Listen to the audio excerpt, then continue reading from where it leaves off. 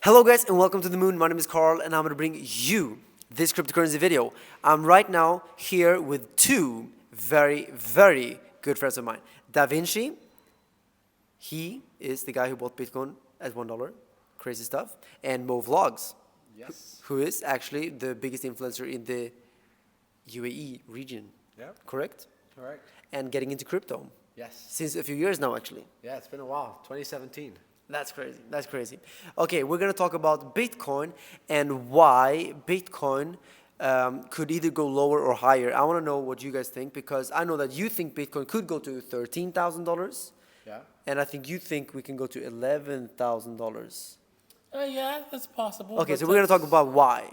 Okay. Okay, what about you? You tell us. Well, what's the lowest point for Bitcoin? there is a upward sloping trend line around the $11,000 mark that if we come back down, we could hit that. And now the reason why we probably hit that is because we're going into a recession, a massive recession. And as much as we like to think that Bitcoin is money and the righteous money, it's not ready for to take over all the money that exists in their system right now, because it has to be priced at a lot higher valuation in order for it to do that. So right now, when people panic, they go to the dollar, and so that's where all the money is going to go to when they sell any assets and run out of that. They decide to sell their stocks, they sell their homes, sell their businesses, whatever. They're going to go to the dollar. They're not going to go to Bitcoin. So in a recession, the dollar will be strengthened short term, you're saying? Exactly. Yes, Exactly. and that's what I believe as well. That's actually exactly what's happening right now. Exactly. Against the euro and whatever. But then you're telling me also that now in the short term, if we do see the recession get worse and worse and worse, that Bitcoin will also go down initially. Exactly. So what is the lowest point that Bitcoin could go in this bad scenario? Well, once again, I say 11,000 because that's an upward sending trend line that I could see that we could possibly go to, because I think there's an AB equals CD that leads us down to that area as well. So and in terms of timing, when would that be? I would say about October, November timeframe is where 2-3 we might. months from now. Exactly. If we could see that, maybe even as early as September, because this collapse is going to be very epic. How about 5th of September? I don't know about the 5th of September. Exactly. My birthday. Oh, yeah, exactly. I don't want Bitcoin to get 11K then. I don't want Bitcoin to happen on my birthday. It's the 15th, so. Oh yeah, we're Exactly. gonna have a birthday party together, right? Yeah. Should we invite the whole I think all of you guys should everyone? come. Everyone. Where's the location? Oh, darn, on my yacht. Hope Actually, it's a huge cruise ship then. Okay, guys, so that's 11K by the 5th of September, maybe. Mo, Yeah. you think that Bitcoin could potentially, if we see the bearish scenario go down to 13K, what are your reasons for this? Now, I'm a bit different than you guys. Obviously, you guys are more technical analysis type of guys. But me looking at like an outside point of view, if you guys research this, the cost of making Bitcoin right now is 13,000 at the lowest. That's talking like big scale factories where they know what they're doing. So $13,000 is what it costs to make one Bitcoin right now. So I can't see it going lower than that, because if it does, it's going to cost more to actually make it than to buy it, which just doesn't make any sense. So I can see the lowest possibly hitting around 13,000. Like we said, we're in a recession, so that's why people might end up setting right down to the cost price of Bitcoin. But that's the worst case scenario in a recession, I think.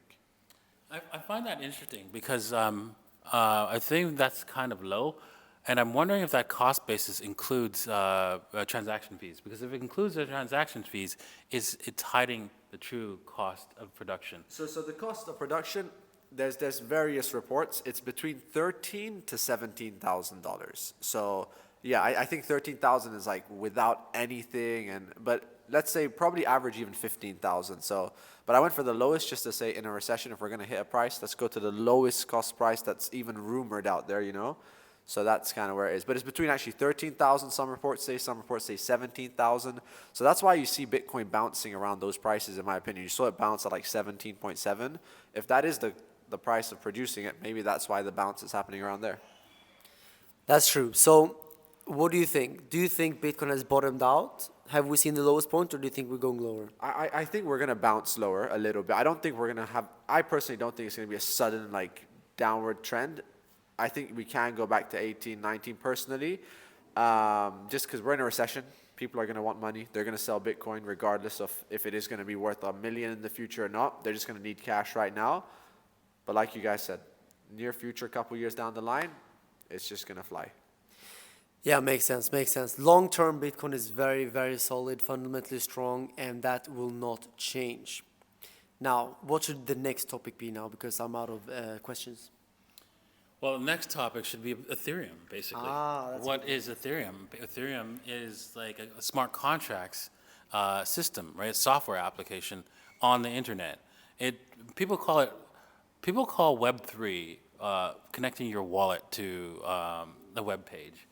Although that's part of Web3, it is not actually Web3. Web3 is being able to run a whole website, a whole application, but but completely decentralized, meaning the file storage, the database, everything runs autonomously.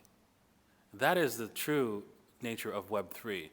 So that now you could build something and the government go, I don't like what you built there, shut it down. And we're like, can't. Because it's everywhere. So that is the power of Web3 that's coming with Ethereum. It is still early because you can't store data on Ethereum without paying a large amount of money to do that. It's possible, but you'd pay like through the nose in order to make it happen, right? You'd have to pay a lot of Ethereum. Yeah. So it is not cost effective to run a complete application from the database to the data storage on Ethereum, but that's coming, and man, when it happens, good luck to the government trying to regulate stuff. Can you imagine? Yeah. And you think Ethereum is better than the competitors, or do you think it's better just because of the network effect, or like, why do you usually speak about Ethereum more than the other ones?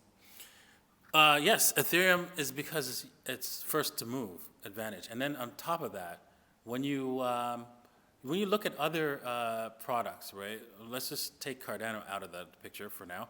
But if you take a look at Matic, you take a look at let's see here, Binance Chain. You take a look at all those chains that you could actually connect with your what's it called, MetaMask. They all have one thing in common: an EVM. What does that EVM stand for? Ethereum Virtual Machine. So they take the core piece of Ethereum and they take that and copy it over to their system, and then they say they're better than Ethereum? That's hilarious.